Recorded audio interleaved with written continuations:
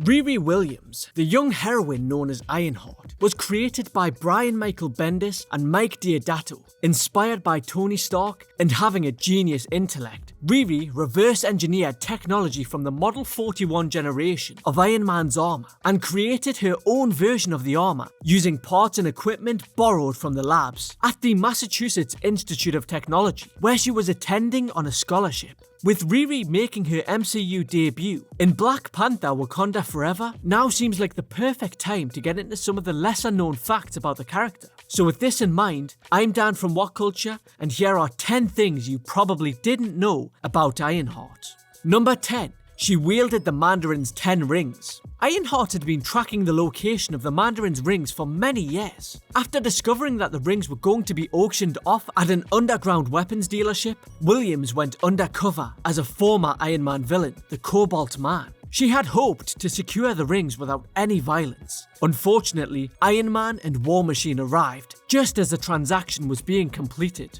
A fight ensued, and Riri was able to use one of the rings to send everyone but herself, Tony and Rhodey to the Dark Force dimension, and she revealed who she was. Tony asked why she hadn't come to him for help with this clearly dangerous endeavour, and Riri countered with why Tony hadn't come to her first. Ironheart, Iron Man and War Machine went to a separate location and began discussing what to do with the rings. Riri stated that she had been tracking them for years and she wanted to study them because she believed that they could be used for something other than weapons. Stark and Rhodes argued that the rings were way too dangerous and needed to be locked away. Riri said that she had earned the right to be trusted and to be left alone, and that either they trusted her or they didn't. Then, Tony and Rhodey agreed to leave the 10 rings with Riri. Number 9. She created her own AI. While at MIT, Riri began to create a new AI for her armour, but was called away to deal with the villain Clash. When Riri returned, she found that the AI had completed itself by scanning her brainwaves. The AI took the form of a teenage version of her slain friend, Natalie Washington. Ironheart called her new AI assistant Natalie, which stands for Neuro-Autonomous Technical Assistant and Laboratory Intelligence Entity. Natalie and Riri argued when they uncovered a hack by a disgruntled former Stark Unlimited employee, Andre Sims. The AI wanted to confront him, but Ironheart had been forced to hang up her armour with the enactment of the Underage Superhuman Welfare Act. Natalie developed a glitch when she entered Sims' software to sabotage him. It made the AI more violent, and she hijacked the Ironheart armour to attack Sims. But Riri stopped her just in time. Number 8. Ironheart Outlawed.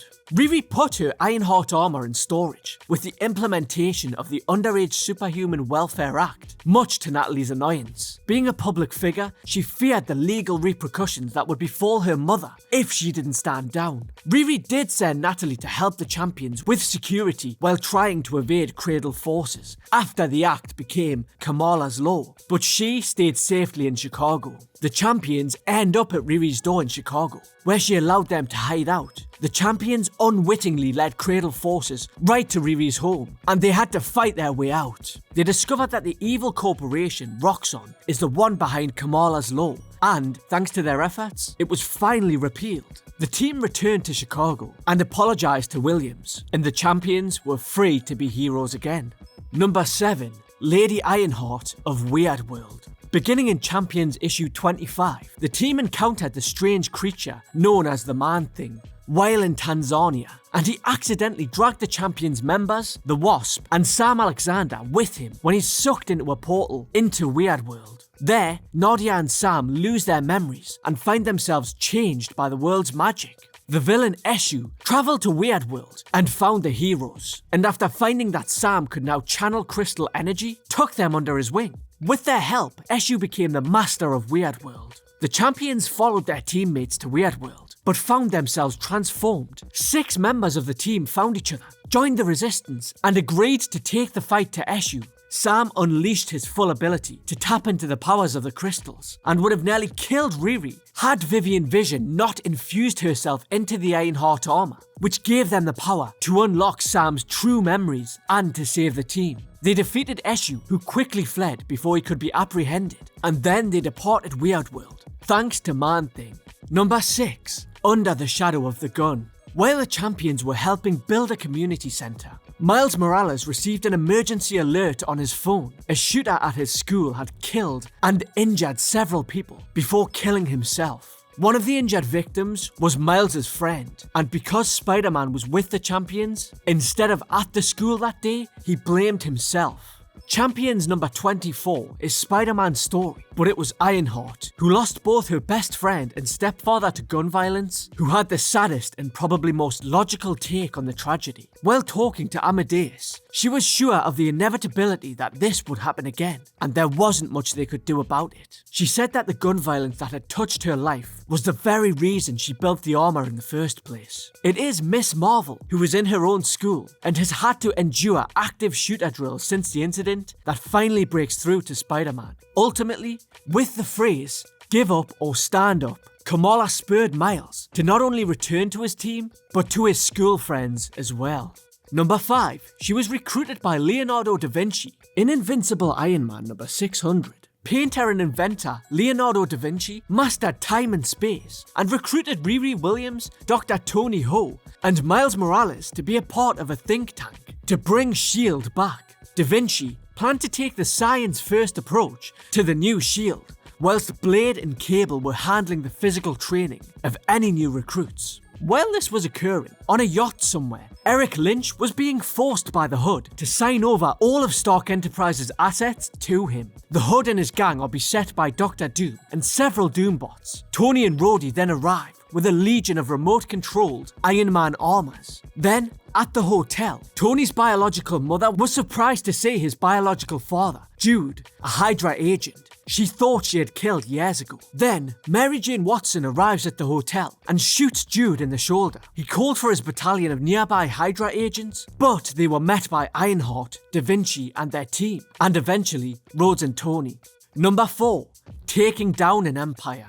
When the sentient cosmic cube, Kobik, altered reality and created a Hydra-backed version of Captain America, Ironheart was one of the heroes that joined the Underground to work against this secret empire. After New York City is trapped within a dark force bubble, Riri Williams sends out a distress call to all available heroes to join her in Washington, D.C. Champion members Hulk, Spider-Man, Viv Vision, along with Falcon and Wasp, joined Ironheart to form a new Red Room under the tutelage of Black Widow. The team had then infiltrated a Hydra base. Spider-Man then beats Cap nearly to death, but his teammates stop him from killing the doppelganger. They were then arrested, and the evil Cap was defeated when the real Captain America returned.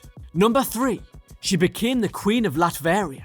After flying to the Smithsonian to investigate an explosion, Riri defied Nick Fury and S.H.I.E.L.D. to fly inside and find Sharon Carter sitting amongst the rubble. Having been saved by a personal force field, Carter asked Ironheart to travel to Latveria and to dispose of Lucia von Bardos, the former Prime Minister who had been installed with America's help, but was now guilty of war crimes. So, fighting von Bardos and an army of Doombots, Williams gains the upper hand and defeats her. When Lucia says she has no authority, Ironheart replies by saying this is an act of dethroning and declares herself the Queen of Latveria. Rather than just leaving the country in need when S.H.I.E.L.D. showed up, Ironheart decided to hold the position of Queen of Latveria until she could establish a communication between S.H.I.E.L.D. and the Latverian armed forces. She peacefully stopped insurgent attacks and made sure that free elections were planned. Then, Riri abdicated and returned to Chicago.